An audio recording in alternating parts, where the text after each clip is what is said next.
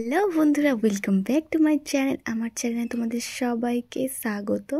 তো আজকে আবারও চলে এসেছি নতুন একটা ডিজাইন নিয়ে, আলতা ডিজাইন নিয়ে। তো তোমরা দেখতে পাচ্ছ ডিজাইনটা কেমন হতে চলেছে। ফার্স্টে এটা দেখে বুঝতেই পারছো। তো চলো ভিডিওটা স্টার্ট করি। তো ফার্স্ট আমি যে আলতাটা পরে নিচ্ছি প্রতিবারের ভিডিওর মতো। ফার্স্ট আমি আলতা ডিজাইন করব না, ফার্স্ট আমি আলতাটা জাস্ট পরে নিচ্ছি সিম্পল আলতা। চারিদিকটা সিম্পলভাবে পরে নিয়েছি আর মাঝখানে গোল করে দিচ্ছি।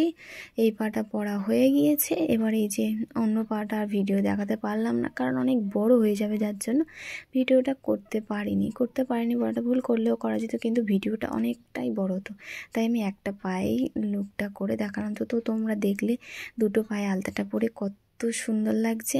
এমনি সিম্পল আলতা পরেও কিন্তু খুব সুন্দর লাগছে, তাই না? এবারে কিন্তু করছি আলতার ওপরে ফেব্রিক দিয়ে ডিজাইন। সাদা কালার ফেব্রিক দিয়েছি। তো দেখো ফেব্রিকটা দিচ্ছি, এই যে গোল গোল পাপড়ি একটা ফুল করেছি, সূর্যমুখী ফুল যেমন হয় ঠিক তেমনই ফুলটা করেছি।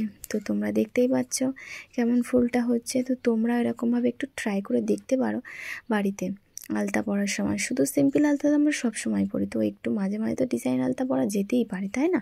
তো আমি একটু এরকম চেষ্টা করলাম। তো তোমরাও ইচ্ছা করলে চেষ্টা করে দেখতে পারো।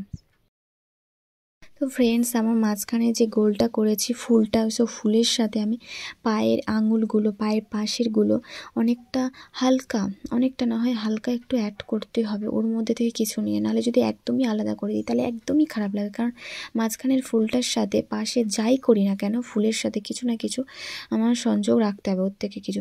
তো তার জন্য দেখো দুধারে আমি একটু পাতা পাতা মতো করেছি, আর তারপরে ওই যে মাঝখানে একটা পাপড়ি মতো করে দিয়েছি। তো তার সাথে ওই যে ওই ডিজাইনটার সাথে এই ডিজাইনটা অনেকটাই সুন্দর লাগছে, তাই পাশের ডিজাইনটা মাঝখানের ডিজাইনটা খুবই ভালো লাগছে, আমার তো ভালো লাগছে।